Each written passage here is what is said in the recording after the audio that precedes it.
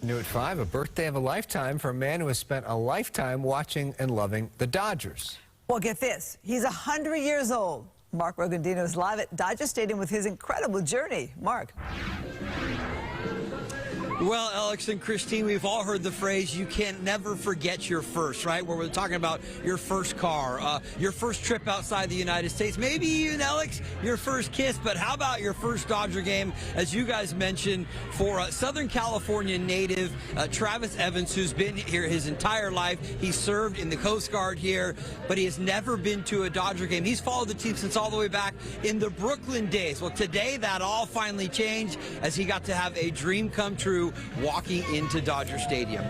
And as you might imagine, he was all smiles, surrounded by much of his family that has come from all over the United States, Alabama, Minnesota, and so many other places. It was his daughter who put this all together to surprise him and get him out here. And as you'll hear from the 100-year-old, it was all worth the trip. Well, I've followed the Dodgers even when they were in Brooklyn, and Vin Scully too. And it's an important part of my life.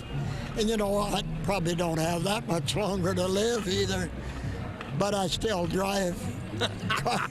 What moment are you looking forward to in watching the Dodgers today? Oh, just the first pitch would be enough for me. It's worth the trip just to see that first pitch. And I think we're going to see him in the World Series. You wouldn't know that he's 100 years old. I mean, the guy seems sharp as a tack. His conversation back and forth was great. Was he a little slower moving around the stadium? Of course, but he's celebrating 100 years old. We're going to have more on this coming up later on in the evening. Just a tremendous evening for this guy, and a lot of fun and a lot of smiles. Alex, Christine? What took so long? Yeah.